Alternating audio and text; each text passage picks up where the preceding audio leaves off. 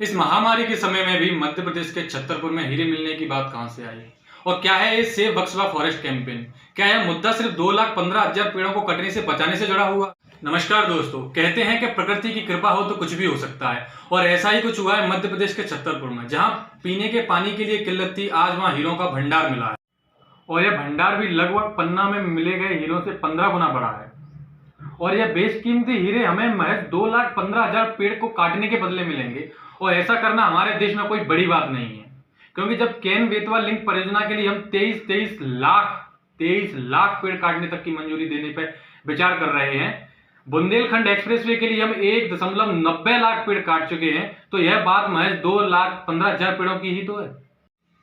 कुछ लोग हैं जो लगातार इन पेड़ों के कटने का विरोध कर रहे हैं, कहीं ट्विटर पर, कहीं फेसबुक पर, कहीं इंस्टाग्राम पर, कभी यूट्यूब पर वीडियो बनाना कर, और इसके पीछे वो तरह तरह के तर्क भी दे रहे हैं कि डिफोरेस्टेशन बढ़ जाएगा और जो अनिवार्य वन का प्रतिशत है हम उससे पहले से ही पीछे हैं, तो उसको कटने से और हम पीछे हो जाएंगे। कुछ लोग कह रहे हैं कि छतरपुर में पहले से ही 20% से अधिक हैंडपंप खराब हो चुके हैं, 50% से अधिक बोरवेल खराब हो चुके हैं, 65% तक जलाशय खराब हो चुके हैं, और इससे करने के बाद जल स्तर और नीचे गिर जाएगा। दिल्ली की ही नेहा सिंह ने तो हद कर दी जब उन्होंने इसके लिए याचिका दायर कर दी सुप्रीम कोर्ट में, और सुप्रीम कोर्ट ने भी सुनने के लिए मंजूरी दे दी। फिलहाल कोरोना को देखते हुए ये लोग सोशल मीडिया पर ही कैंपेन चला रहे हैं, और उनका कहना है कि जैसे ही कोरोना थोड़ा थमेगा ये लोग बक्सवा पहुंच जाएंगे और जरूरत पड़ी तो पेड़ों से चिपक भी जाएंगे। लेकिन मैं कहना चाहूंगा कि हीरा प्रेमियों को चिंता करने की जरूरत नहीं है, क्योंकि यह भारत देश है, यहाँ कोई भी चीज नहीं रुकती, यहाँ पर कुछ भी नहीं रुकता। जब कोरोना नहीं रुका तो हीरे भी निकल के ही दम लेंगे, क्योंकि यहाँ कोई कनाडा की तरह विरोध नहीं करेगा। यहाँ ऑस्ट्रेलिया की तरह द गार्जियन न्यूज़पेपर में हेडलाइन नहीं बनेगी, और ये हेडलाइन उसी रियो टिंटो कंपनी की है जो 2017 तक यहाँ पर खनन करने वाली थी। मगर तब मई 2017 में geology and mining MP and Rio Tinto company की रिपोर्ट में बाज, तेंदुआ, बारहसिंगा, हिरण आदि वन्य जीवों का यहाँ होना बताया गया था, और कुछ अन्य कारण भी थे इस कंपनी के पीछे हटने के। मगर लास्ट दिसंबर में छतरपुर डीएफओ के द्वारा जो रिपोर्ट सौंपी गई है उसमें यहाँ पर वन्य जीव का होना नहीं बताया गया है।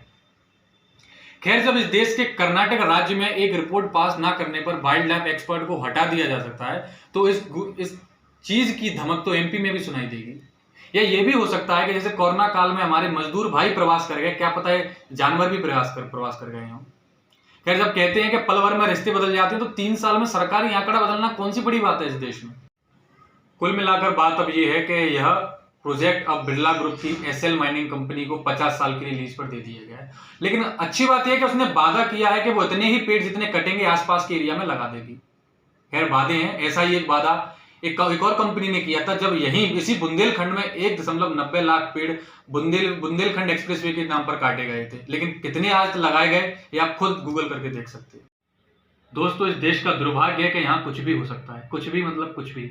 2 पेड़ काटने के बदले में यहाँ पर गरीबों पर करोड़ों का हर्जाना लगाया जा सकता है, और लाखों पेड़ों को काटने के बदले में अरबों की कंपनियों से करोड़ों की डील की जा सकती है। पिछले कुछ समय में हमने देखा है कि कैसे हमारा देश एक सांस की लड़ाई लड़ रहा था, विदेशों से हमें सहायता पहुंचाई जा रही थी, तो कैसे ऐसे में हमारी सरकार लाखों लोगों की सांसों का सौदा चंद हीरों के लिए कर सकती है। कहीं ऐसा ना हो कि इस चंद पत्थरनुमा हीरों के बदले में हमें हर की पौड़ी पहुंच जाना पड़े। वर्तमान में यह प्रोजेक्ट राज्य सरकार से पास होकर के केंद्र सरकार के अधीन चला गया है। मैं केंद्र सरकार से हाथ जोड़कर व्यक्तिगत निवेदन करता हूं कि इन पेड़ों को ना काटें, इस जंगल को नष्ट ना करें, आप कोई दूसरा उचित मार्ग निकालें। जब आप स्वयं 100 दिन में बड़ी हुई दाढ़ी से इतनी मोहब्बत कर सकते हैं कि उसको नहीं कटवाना चाहते, तो 100 सालों में बड़े हुए इन पेड़ों पर कैसे आगे चलवा सकते हैं।